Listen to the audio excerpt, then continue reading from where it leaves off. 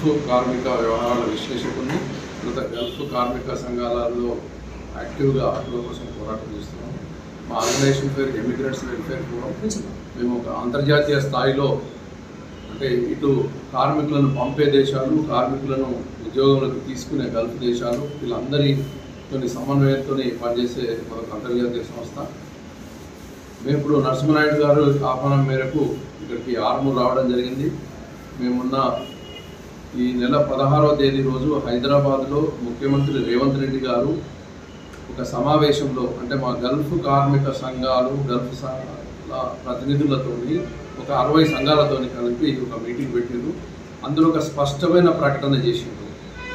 ఏమన్నారంటే, మేము మొన్నటి అసెంబ్లీ ఎలక్షన్స్లో పెట్టిన మేనిఫెస్టో ప్రకారంగా గల్ఫ్ వర్కర్స్ వెల్ఫేర్ బోర్డ్, దానికి అదనంగా కూడా ఏం చెప్పారంటే, గల్ఫ్ అంటే ఒక గల్ఫ్ దేశాలు 6 దేశాలే కాదు, ఇతర దేశాలు కూడా అంటే సింగపూర్ కావచ్చు, ఆఫ్ఘనిస్తాన్ కావచ్చు, ఇరాన్, ఇరాక్ కావచ్చు, లిబియా కావచ్చు, ఇంకా చాలా దేశాలు ఉంటాయి. కార్మికులకు అదర్ ఓవర్సీస్ వర్కర్స్ అని కూడా వారు మెన్షన్ చేయడం జరిగింది.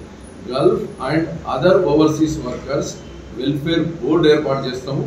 తర్వాత దానికోసం ఒక పాలసీ, ఒక విధానం, ఎన్ఆర్ఐ విధానాన్ని కూడా రూపొందిస్తామని చెప్పడం జరిగింది. దానికోసము సెప్టెంబర్ 17లోగా దీన్ని ఏర్పాటు చేస్తామన్నారు. ఒక సీనియర్ ఐఏఎస్ అధికారి నేతృత్వంలో ప్రజాభవన్లో దీనికి ఒక ఆఫీస్ పెట్టి, ఒక హెల్ప్ లైన్ పెట్టి 24 గంటలు ప్రజలకు అందుబాటులో ఉండే విధంగా దాన్ని రూపుదిద్ది అందరికీ సేవ చేస్తాము. చనిపోయిన వారికి కూడా 5 లక్షల రూపాయలు వారు ఏదైతే హామీ ఇచ్చారో అది కూడా దాన్ని స్ట్రీమ్ లైన్ చేస్తామని చెప్పారు.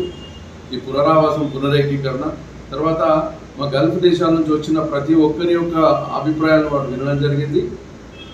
అక్కడ మేము గల్ఫ్ సంఘాల నాయకులుగా మేము ఒకటి ప్రతిపాదన ఏం చేసినామంటే, మేము గతంలో పోరాటాలలో భాగంగా గల్ఫ్ సంఘాల నాయకులు కూడా ఎన్నికల్లో పోటీ చేయడం జరిగింది, ఇండిపెండెంట్ కనుక ఎన్నికల ఎత్తుగడగా మా హక్కులు సాధించుకోవడం కోసం.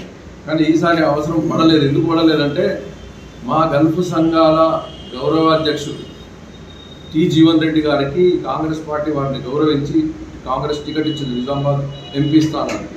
కాబట్టి మేము గల్ఫ్ సంఘాలు అందరం ఏమనుకుంటున్నామంటే, మా గౌరవాధ్యక్షుడికే కాంగ్రెస్ పార్టీ టికెట్ ఇచ్చింది కాబట్టి మా గౌరవాధ్యక్షులు జీవన్ రెడ్డి గారిని గెలిపించుకోవాల్సిన బాధ్యత మా గల్ఫ్ కార్మికులు, అంటే విదేశాలలో ఉన్నటువంటి గల్ఫ్ కార్మికులు, గ్రామాల్లో ఉన్నటువంటి వారి కుటుంబ సభ్యులు, గతంలో గల్ఫ్కు వెళ్ళి వాపసు వచ్చి గ్రామాల్లో స్థిరపడ్డ వారందరికీ కూడా ఆ బాధ్యత ఉంటుంది. కాబట్టి మేము అందులో భాగంగా ఈరోజు ఇక్కడ ఆర్మూర్లో ఒక కృతజ్ఞత సభ, ఎందుకంటే మా ఇంతకాలం గత 10 సంవత్సరాల్లో కేంద్రంలో ఉన్న బీజేపీ ప్రభుత్వం కావచ్చు, రాష్ట్రంలో ఉన్న బీఆర్ఎస్ ప్రభుత్వం కావచ్చు, ఇక్కడ కేసీఆర్ గారు కానీ అక్కడ నరేంద్ర మోడీ గారు కానీ గల్ఫ్ కార్మికుల సమస్యలు వినడానికి వారికి ఇష్టమే లేకుండే, అసలు పట్టించుకోలేదు.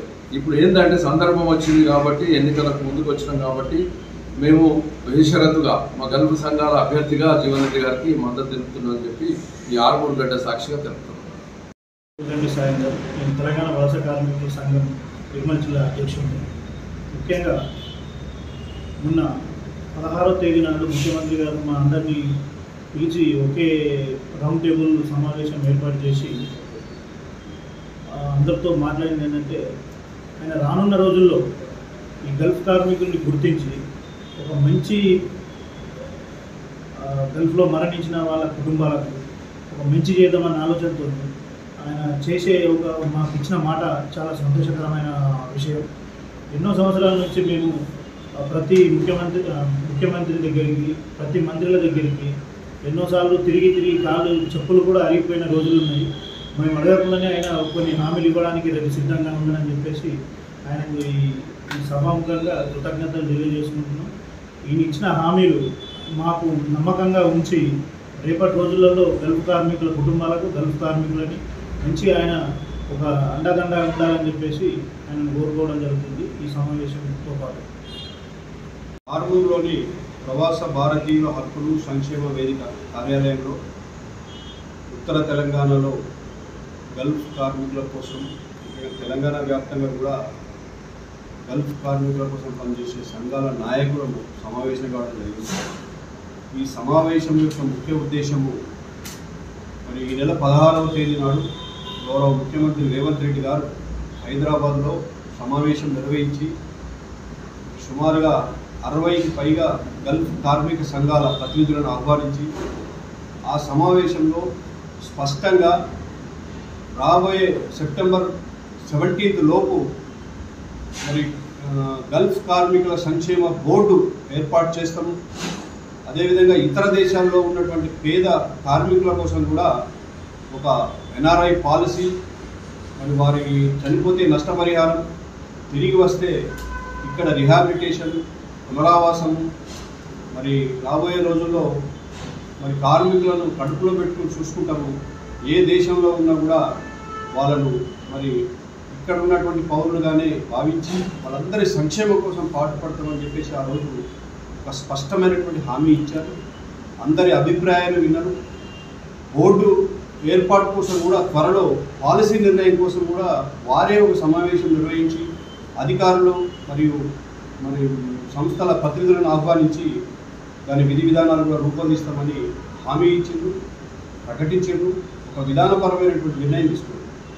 ఉదాహరణకు సౌదీలో ఇటీవల జరిపినటువంటి ఇద్దరికి 5 లక్షల రూపాయల మరి ఎక్స్గ్రేషియా కూడా వేములవాడ నియోజకవర్గంకు సంబంధించిన వాళ్లకు మరి ముఖ్యమంత్రి గారు స్వయంగా చెక్కులు అందజేయడం జరిగింది. కాబట్టి మేము ఈరోజు అందరం కూడా సమావేశమై ఈ ముఖ్యమంత్రి గారు తీసుకున్న నిర్ణయానికి ప్రధానంగా నిర్ణయం వెనుక ప్రస్తుతం నిజామాబాద్ కాంగ్రెస్ పార్టీ అభ్యర్థిగా పోటీ చేస్తున్నటువంటి గౌరవ ఎమ్మెల్సీ జీవన్ రెడ్డి గారు వారి కృషి, వారు మొదటి నుంచి కూడా గల్ఫ్ కార్మికుల సంక్షేమం కోసం అటు శాసనసభలో శాసన మండలిలో కూడా గలమెత్తి మరి నిలదీసినటువంటి వ్యక్తి. అదేవిధంగా ఎవరికి ఏ ఆపద వచ్చినా కూడా వివిధ దేశాల రాయబారులతో సంప్రదింపులు జరిపి నిరంతరం సేవలో ఉంటున్నటువంటి వ్యక్తిగా వారు ఈ యొక్క నిర్ణయం వెనుక ప్రధానంగా వారు పాత్ర పోషించారు. వారికి నేను ధన్యవాదాలు తెలియజేస్తూ మా సంఘాలన్నీ కూడా మరి వారికి కృతజ్ఞతలు చెప్పడం ఈరోజు యొక్క ముఖ్య ఉద్దేశం. గల్ఫ్ కార్మికులకు కూడా జరుగుతున్నటువంటి పరిణామాలను గమనించి రాబోయే రోజుల్లో మరి ఎటువైపు ఉండాలో తేల్చుకోవాలని కూడా మేము వారికి విజ్ఞప్తి చేయడం ఈరోజు ప్రధాన ఉద్దేశం.